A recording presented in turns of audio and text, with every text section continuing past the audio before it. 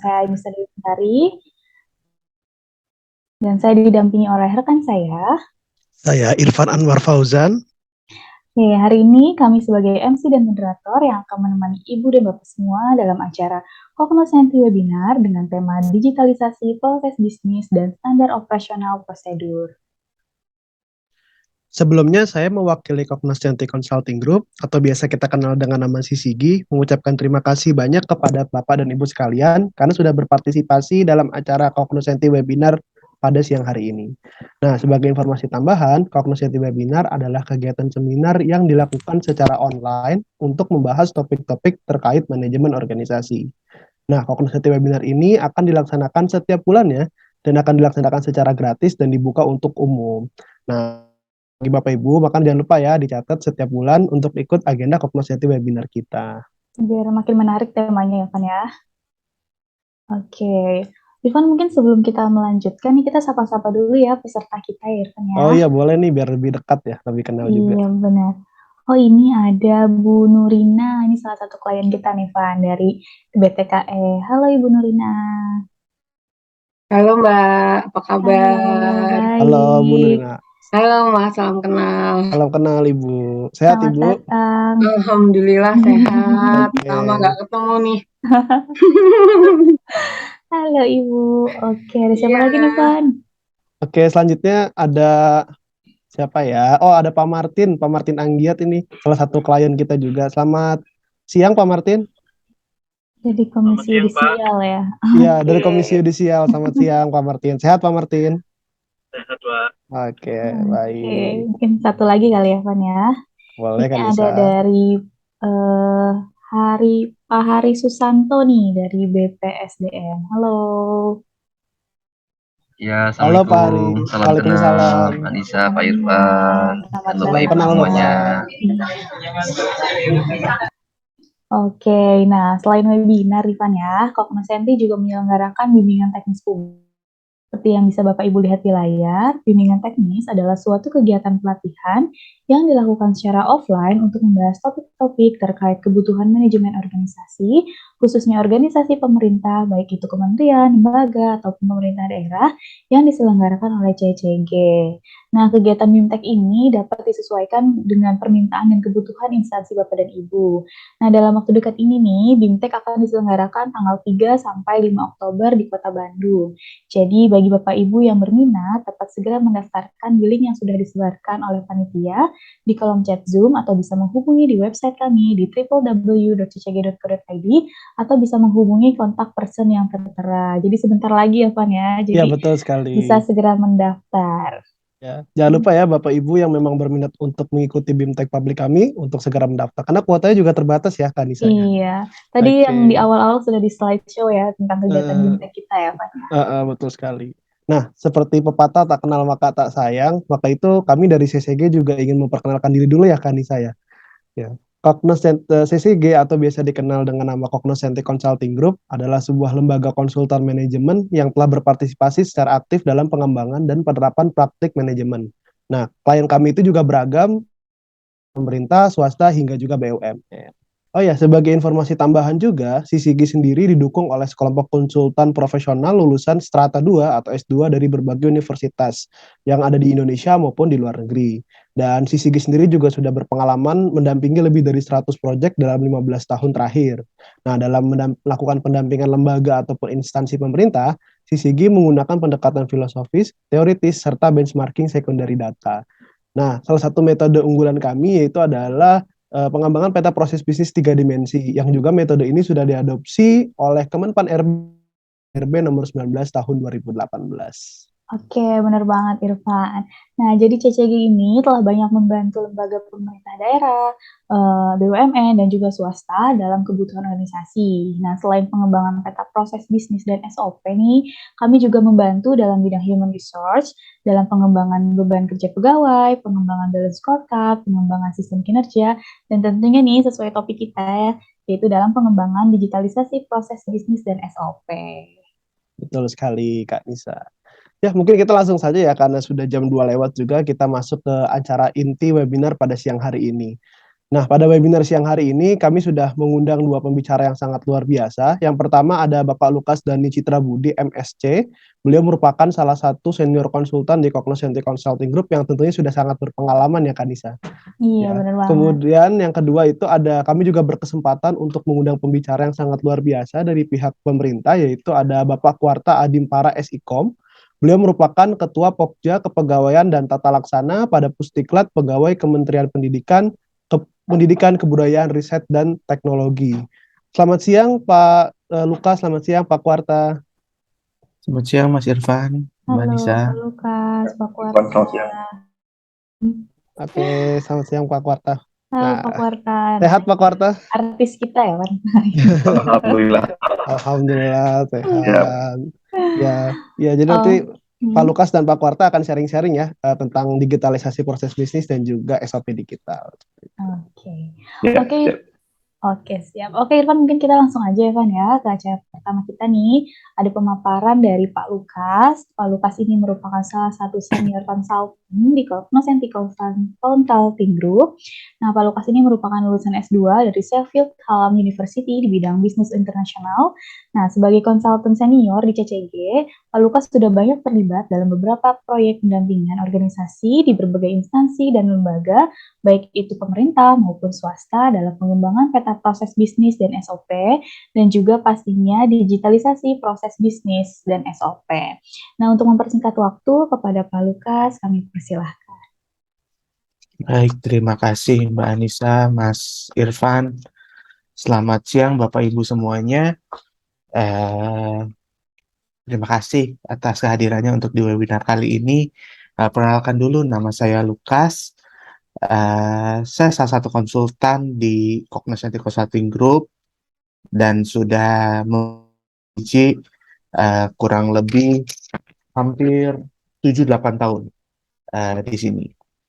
Nah, terkait dengan tema kita atau judul webinar kita pada siang hari ini, yaitu digitalisasi proses bisnis dan SOP.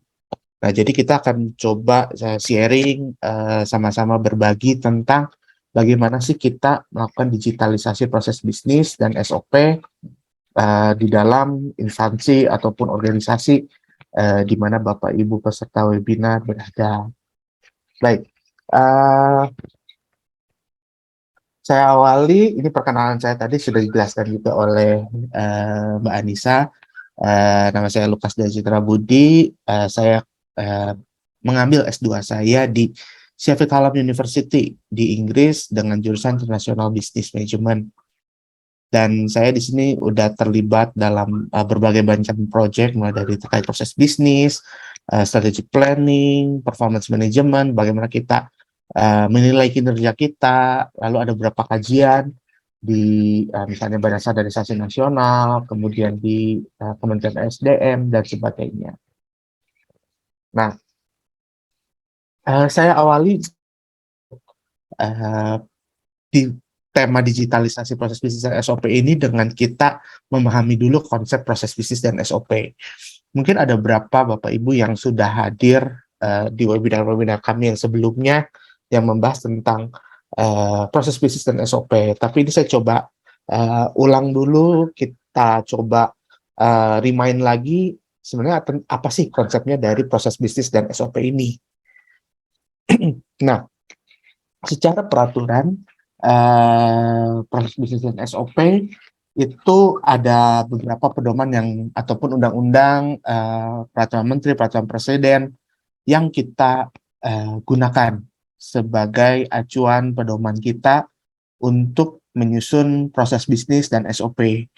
Nah, mulai dari misalnya Undang-Undang Nomor 30 Tahun 2014 tentang Administrasi Pemerintahan, kemudian tentang Perpres Nomor 81 Tahun 2010 tentang Grand Design Reformasi Birokrasi, lalu ada Perpres 7 2015 tentang Organisasi Kementerian Negara, dan sebagainya, sampai yang terakhir ini di Peraturan Menteri Pan-RB Nomor 19 Tahun 2018 tentang pedoman penyusunan peta proses bisnis. Nah, ini adalah aturan-aturan yang kita gunakan untuk membangun proses bisnis dan SOP. Nah, Mulai dari yang pertama tentang Undang-Undang Republik Indonesia Nomor 30 Tahun 2014 tentang administrasi pemerintahan, di mana setiap pejabat pemerintah memiliki kewajiban di poin H ini menyusun standar operasional prosedur pembuatan keputusan dan atau tindakan. Jadi setiap pejabat pemerintahan di setiap organisasi pemerintah wajib harus punya yang namanya SOP. Lalu di Permenpan RB nomor 19 tahun 2018 tentang penyusunan peta proses bisnis instansi pemerintah, di pasal 2-nya itu penyusunan peta proses bisnis ini dibentuk itu tujuannya sebagai acuan bagi instansi pemerintah untuk menggambarkan hubungan kerja yang efektif dan efisien antar unit kerja organisasi. Jadi bagaimana unit kerja ataupun organisasi pemerintah, instansi pemerintah tidak hanya punya SOP, aturan mainnya dalam berkegiatan, tapi juga secara proses bisnis yang menggambarkan hubungan antar unit kerja itu seperti apa, itu harus kita gambarkan. Nah, secara aturannya dalam roadmap Kemenpan RB, itu kita bagi ada 4 level bisnis proses atau proses bisnis secara nasional untuk kementerian lembaga. Yang pertama di level 1 itu bisnis proses itu menggambarkan hubungan pemerintah pusat dan pemerintah daerah. Nah, ini kalau dalam roadmap Kemenpan RB rencana akan dibentuk dalam RUU. Kemudian di level 2-nya ada bisnis proses antar kementerian atau lembaga yang bersifat lintas sektor di bawah Kemko, jadi nanti diatur oleh kementerian koordinator. Lalu di level 3 ada bisnis proses ataupun SOP makro antar unit kerja atau satker dalam satu kementerian atau lembaga atau Pemda. Dan yang terakhir ada bisnis proses ataupun SOP mikro dalam masing-masing unit kerja atau satker dalam satu kementerian, lembaga, atau pemerintah daerah. Nah, begitu juga di Perpres nomor 68 tahun 2019 tentang organisasi kementerian negara, di mana kementerian dan kementerian koordinator harus menyusun proses bisnis yang menggambarkan tata hubungan kerja yang efektif dan efisien antar unit kerja ataupun unit organisasi di lingkungan koordinator. Dan pelaksanaan koordinasi sinkronisasi oleh kementerian koordinator itu dilakukan melalui penerapan proses bisnis yang menggambarkan tata hubungan kerja yang efektif dan efisien baik antar kementerian atau lembaga. Jadi nanti proses bisnis antar kementerian lembaga nanti digambarkan oleh menteri koordinator. Nah, tujuan dari penataan tata laksana atau bisnis proses ini seperti yang tertuang di Peraturan Menteri PAN RB nomor 12 tahun 2019 tentang pedoman penataan laksanaan bisnis proses. Tujuan dari pedoman bisnis proses ini ataupun tata laksana ini adalah memberikan acuan bagi kementerian lembaga atau pemerintah daerah untuk membangun dan menata tata laksana dalam rangka memberikan dasar yang kuat bagi penyusunan SOP. Nah, jadi bisnis proses ini merupakan satu penggambaran dari rangkaian kegiatan antar unit kerja yang nantinya akan kita turunkan menjadi SOP. Nanti setelah ini kita akan coba lihat seperti apa sih nanti turun jadi SOP. Nah, kemudian ada lagi peraturan tentang Permenpan RB nomor 35 tahun 2012 tentang penyusunan standar operasional prosedur administrasi pemerintahan. Jadi di sini dibahas bagaimana sih kita menyusun SOP-SOP administrasi pemerintahan. Nah, penting untuk kita ketahui bagaimana nanti peta proses bisnis kita yang nanti kita turun ke SOP itu harus didasari kepada yang kita namakan strategi. Nah, jadi nanti bagaimana organisasi baik instansi pemerintahan mempunyai renstra ataupun mempunyai rencana strategis itu harus bisa kita terjemahkan ke level operasional sehingga apa yang menjadi tujuan organisasi, apa yang ingin dicapai pada akhirnya eh, itu benar-benar bisa dijalankan pada rutinitas kesehariannya. Nah, eh, rencana strategis yang bersifatnya jangka panjang, menyeluruh, prioritas, itu harus bisa kita capture dan kita deliver, kita sampaikan dalam bentuk yang lebih operasional. Nah, oleh karena kita harus paham dulu, untuk bisa diterjemahkan ke itu harus kita bentuk ataupun kita buat yang namanya proses bisnis. Nah, proses itu artinya adalah sekumpulan aktivitas ataupun kegiatan yang saling berhubungan dan dapat mengubah input menjadi output. Nah, inilah yang perlu kita highlight bahwa dalam menggambarkan peta proses bisnis dan nanti SOP, kita harus menggambarkan yang namanya aktivitas-aktivitas apa saja sih yang utama, yang benar-benar kita jalankan, yang prioritas, yang benar-benar memberikan value added bagi organisasi kita dan mengubah input menjadi output. Nah, sehingga nanti secara keseluruhan totalnya proses bisnis kita dan SOP kita itu benar-benar menggambarkan kegiatan yang mencerminkan value added apa sih yang bisa kita berikan untuk next customer kita, ataupun dalam hal ini kalau saya organisasi kementerian kepada masyarakat, apa sih value added yang bisa kita berikan kepada masyarakat. Nah,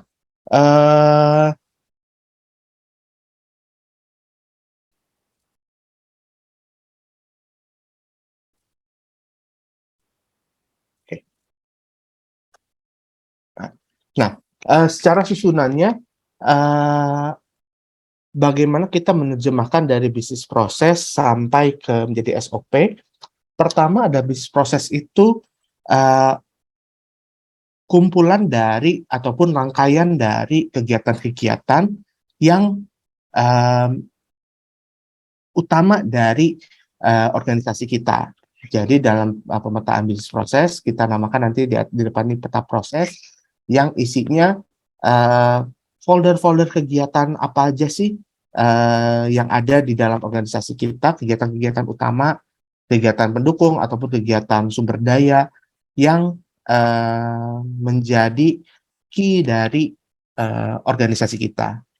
Nah, nanti masing-masing kotak itu kita bisa zoom in lagi menjadi subproses, di mana folder-folder kegiatan kita itu kita lihat lagi di dalamnya ada kegiatan apa saja sih yang lebih kecil, yang lebih spesifik lagi, yang nanti bisa kita turunkan menjadi ada aktivitas-aktivitas apa aja sih, ataupun tugas-tugas apa aja sih yang kita harus jalankan. Nanti dibentuk menjadi peta lintas fungsi ataupun SOP. Nah, gimana sih kita menyusun peta proses bisnis, subproses, peta lintas fungsi ataupun SOP? Bapak Ibu mungkin nanti bisa ikut BIMTEK kita. Nah, nanti di situ dijelaskan bagaimana secara tahapan mendetil proses bisnis kita. Tapi mungkin di webinar kali ini karena keterbatasan waktu, saya nggak bahas terlalu mendetail bagaimana kita menyusun peta proses ini sampai turun jadi SOP. Tapi gambaran besarnya ada seperti itu. Bagaimana hubungan antara bisnis proses, subproses, peta lintas fungsi dengan SOP itu saling terkait. Karena setiap masing-masing kegiatan itu akan kita zoom out dan zoom in terus sampai ke aktivitas yang paling kecilnya. Nah, jadi di dalam organisasi kita yang begitu banyak rangkaian kegiatan, begitu banyak proses-proses, input-input yang ada, itu kita kelola, kita olah, sehingga itu bisa menjadi suatu output, menjadi suatu inputan bagi unit kerja yang lain, ataupun bagi stakeholder. Nah, rangkaian-rangkaian kegiatan inilah yang nantinya akan kita lihat bagaimana sih nanti kita menggambarkannya ataupun kita mengubah bentuknya menjadi digital. Nah, Ini secara konsepnya tadi bagaimana kita menggambarkan peta proses bisnis, mulai dari ada peta proses dan subproses yang menggambarkan hubungan antara proses dengan proses dengan stakeholder itu dengan peta relasi, lalu stakeholder dengan sequence of activities, rangkaian kegiatannya itu dengan gambar cross-functional map. Nah, inilah nanti bentuk akhirnya buat Bapak Ibu sebagai gambaran kalau nanti telah menyusun peta proses bisnis dan nanti sampai SOP, nanti mulai dari paling atas ini adalah peta prosesnya, jadi yang kotak-kotak ini adalah kegiatan, folder-folder kegiatan tadi yang saya coba jelaskan sebelumnya, jadi ada kegiatan-kegiatan apa aja sih yang ada di dalam organisasi ataupun instansi pemerintah. Lalu dari kotak-kotak kegiatan itu kita coba breakdown, kita coba lihat sebenarnya ada subproses apa, folder-folder yang lebih kecil lagi seperti apa di dalam instansi pemerintah tersebut, lalu hubungannya peta relasi ini antar stakeholder dengan proses itu seperti apa, lalu kita gambarkan menjadi peta lintas fungsi. Nah, tidak henti sampai peta lintas fungsi, itu kita turunkan menjadi SOP makro dan SOP mikro. Nah, inilah yang kita namakan kalau kita punya proses bisnis dan SOP secara lengkap ataupun utuh. Nah, bagaimana sekarang pertanyaannya kita akan mendigitalkan proses bisnis dan SOP ini? Nah, kita perlu pahami juga bahwa SOP dibagi dua, ada SOP makro dan SOP mikro. Bagaimana kita melihat cakupannya kalau SOP makro itu membentuk rangkaian aktivitas antar unit kerja, dan SOP mikro itu lebih pada spesifik di satu unit kerja saja. Nah, lalu ada SOP teknis administratif, ini berdasarkan Permen 35 tahun 2012. Lalu bagaimana ada SOP makro, mikro, teknis, yang nanti kita bisa gambarkan atau kita bisa modifikasi menjadi bentuk digital. Nah, intinya adalah bagaimana Renstra ataupun mandat perundangan itu kita terjemahkan menjadi peta proses bisnis, menjadi SOP makro, ataupun menjadi peta proses bisnis yang lebih kecil lagi untuk bisa direktorat ataupun kedeputian yang nanti kita turunkan SOP mikro. Nah, seperti yang kita mungkin Bapak Ibu di sini yang hadir tahu bagaimana ini adalah format dari SOP. Nah, SOP ini merupakan langkah-langkah ataupun kegiatan-kegiatan yang harus kita jalankan dalam rutinitas kita. Nah, ini tentang peraturan evaluasinya, bagaimana kita perlu mengevaluasi proses bisnis kita, lalu bagaimana kita evaluasi SOP-SOP kita, apakah sudah sesuai dengan yang kita tulis dalam proses bisnis,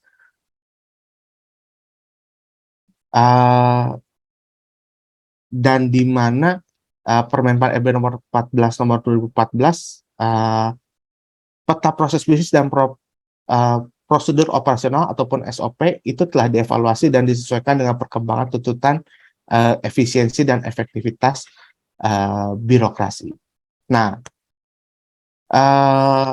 dalam evaluasinya juga kita harus melihat bagaimana peta proses bisnisnya ini apakah tersedia cukup dan juga apakah sesuai dengan realita yang ada dan itu efektif dalam kita mencapai tujuan organisasi. Nah,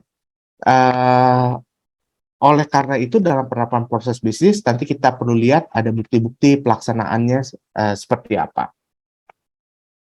Nah, ini gambaran detailnya bagaimana kecukupan dokumen SOP itu harus tercermin bahwa Probis itu diterjemahkan menjadi SOP dengan persentasenya lebih dari 70%, serta bagaimana pelaksanaan peta proses SOP itu nilainya kalau secara maturity-nya itu M4, lebih dari 70% pelaksanaan Probis dan SOP itu terbukti. Nah, dari tadi awal saya coba ulas bagaimana kita menyusun proses bisnis, SOP, lalu kita evaluasi proses bisnis SOP kita ini. Kalau kita menjalankan proses bisnis dan SOP itu secara manual, secara kertas seperti itu akan menimbulkan pertanyaan bagaimana nanti kita mendigitalkan proses bisnis dan SOP kita. Bagaimana SOP-SOP kita yang telah kita bangun mungkin dalam satu organisasi kementerian, SOP-nya mungkin ada ribuan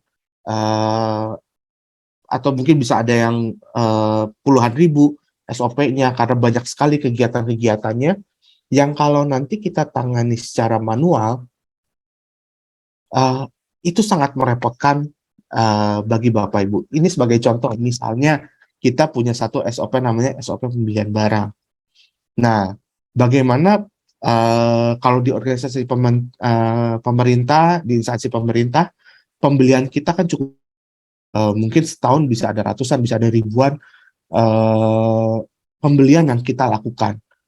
Nah, kalau kita hanya mengandalkan formulir ataupun SOP-SOP yang secara manual kita kerjakannya, yang kita harus tulis tangan dulu, lalu kita kumpulkan, kita staples, lalu kita arsipkan, itu akan menimbulkan banyak sekali tumpukan kertas, administrasi yang begitu banyak, yang nantinya memusingkan kita saat kita akan melakukan evaluasi ataupun audit. Saat kita ingin mencari 4 bulan yang lalu, 5 bulan lalu, 6 bulan yang lalu, itu akan cukup sangat merepotkan bagi Bapak Ibu kalau kita tidak mengubah atau memodifikasi formulir, SOP kita, proses bisnis kita ke dalam bentuk digital. Nah, ini ada kaitannya dengan peraturan di mana Peraturan Presiden Nomor 95 Tahun 2018 tentang Sistem Pemerintah Berbasis, di mana kalau berdasarkan peraturan ini di pasal 42-nya layanan SPB itu terdiri dari 2, yaitu layanan administrasi pemerintahan berbasis elektronik dan layanan publik berbasis elektronik. Nah, layanan administrasi pemerintahan ini yang berbasis elektronik itu merupakan layanan SPBE yang mendukung tata laksana internal birokrasi dalam rangka meningkatkan kinerja dan akuntabilitas pemerintah di instansi pusat dan pemerintah daerah. Nah, berangkat dari aturan ini, kita tahu bahwa ternyata proses bisnis kita, SOP kita, itu sebenarnya bisa kita kaitkan dalam SPBE ini terkait tata laksana, baik itu internal ataupun di layanan publik. Nah, tapi secara spesifik misalnya kita mau tentang internal organisasi kita, nah, internal organisasi kita ini melalui tadi penyusunan proses bisnis, SOP kita, itu bisa kita digitalkan menjadi suatu layanan SPBE. Nah, karena salah satu unsurnya dalam manajemen PBE ini adalah proses bisnis. Jadi bagaimana proses bisnis kita itu harus bisa mendukung, harus bisa gambar dan jelas dalam bentuk sistem informasi yang terdigitalisasi. Nah, contoh-contoh cakupan layanan SPBE, kalau kita singgung sedikit tentang SPBE, ada banyak. Jadi bagaimana layanan SPBE tentang layanan pemerintah, misalnya dari e-office, e-planning, e-budgeting, e-monef, lalu tentang misalnya ASN, ada kepegawaian, tentang e-pensiun, lalu tentang bagaimana kita pelayanan ke masyarakat, ada tentang pengaduan, tentang kesehatan, pendidikan, ataupun terkait pelaku usaha, misalnya tentang procurement ataupun tentang perizinan. Nah, dari cakupan layanan SPBI ini, salah satunya mungkin kita bisa terapkan terkait proses bisnis adalah namanya e-government. Nah, e-government ini ataupun kalau kita menyebutnya sebagai digitalisasi dari proses bisnis dan SOP, itu bisa kita gambarkan melalui yang namanya BPMN 2.0. Nah, struktur BPMN 2.0 ini bisa kita gambarkan karena simbol-simbol BPMN ini adalah Business Process Management and Notation. Jadi notasi ini itu bisa dibaca oleh komputer yang nantinya bisa dijalankan secara otomatis oleh komputer, lalu diimplementasikan secara sistem, itu lebih mudah. Nah, sekilas aja saya coba bahas tentang BPMN 2.0 ini, bagaimana notasi-notasinya, ada terkait flow object, ada connecting object, ada swimlane, dan artefak, yang kalau kita bandingkan antara flowchart dengan BPMN 2.0 ini, kalau kita mungkin lebih familiar dengan sisi yang sebelah kiri, yang flowchart. Nah, sisi flowchart ini bisa kita terjemahkan ke dalam bentuk digital ataupun bentuk yang bisa dibaca oleh komputer dengan notasi dari BPMN. Nah, misalnya contohnya di sini tombol simbol terminator awal atau akhir itu bisa diterjemahkan lewat komputer. Jadi yang ada lingkaran tipis itu untuk memulai, lingkaran yang tebal untuk mengakhiri. Begitu juga dengan kotak proses, karena ini harus dibaca komputer, kotak-kotak proses itu harus didefinisikan menjadi lebih rinci lagi, yang bisa dieksekut oleh aplikasi, ataukah bisa dieksekut oleh manusia aja, ataupun ada tas yang lainnya. Lalu dari segi misalnya contoh sederhananya kita ada disebutnya sebagai gateway. Di sini kalau excessive gateway itu seperti ya atau tidak, setuju atau tidak, atau pilihan, ataupun kita bisa lakukan secara paralel. Jadi kegiatan yang berjalan secara paralel bisa kita simbolkan dengan tanda tambah ini. Lalu ada tanda panah yang kurang lebih sama, lalu ada page connector. Nah, tambahannya biasanya ada yang namanya swimlane dan anotasi untuk di BPMN itu. Nah, tapi dalam menggambarkannya, kita perlu melihat sebenarnya sistem apa sih yang cocok, yang oke, yang bagus dalam kita mengimplementasikan ataupun menerapkan digitalisasi proses bisnis kita ini. Jadi yang pertama, kita harus bisa pastikan bahwa sistem ini bisa kita telusuri, kita bisa cek secara real time, dan yang paling penting itu bagaimana ini bisa paperless dan mengatur ataupun mengelola seluruh proses bisnis kita. Nah, ini salah satu contoh bagaimana di CCG mengembangkan sebuah software untuk bisa kita mendigitalkan proses bisnis kita. Yang tadi kalau Bapak Ibu lihat di awal bagaimana ada kotak-kotak gambar-gambar peta proses, itu kita digitalkan ke dalam sistem. Sehingga nanti di sistem punya kotak-kotak seperti ini, dan juga rangkaian aktivitasnya, SOP-nya ataupun peta lintas fungsinya, itu bisa kita gambarkan di dalam sistem. Nah, tidak hanya sebagai view gambar saja, tapi kita juga bisa menjalankannya melalui form-form yang ada di dalam sistem. Jadi, tadi yang saya jelaskan, form-form yang harus ditulis manual lewat kertas, yang nanti harus dikirim. Tapi dengan aplikasi ini, form itu sudah masuk ke dalam sistem, dan nanti sistem yang mengerjakannya. Jadi sistem nanti mengirimkannya, kita tinggal input data-datanya, informasi apa yang kita perlu masukkan. Misalnya tadi contohnya pembelian, tentang pengadaan. Kita mau melakukan pengadaan barang apa atau jasa apa, dan kita bisa masuk kantornya dan sebagainya, itu bisa langsung masuk ke dalam sistem. Nah, jadi dengan adanya sistem ini akan sangat mempermudah kita dalam mendigitalkan proses bisnis kita yang tadinya manual, yang tadinya masih paper base, menjadi yang bentuknya digital ataupun paperless, seperti itu. Nah, kira-kira itu gambaran singkatnya tentang bagaimana kita mendigitalkan SOP ataupun proses bisnis. Nanti mungkin di sesi selanjutnya Pak Kuarta, mungkin beliau akan sharing bagaimana menerapkan proses bisnis dan SOP secara digital di Pusdiklat Kemendikbud. Nah, kira-kira itu yang bisa saya sharingkan untuk siang hari ini, Mbak Nisa, Mbak Irfan, Mas Irfan.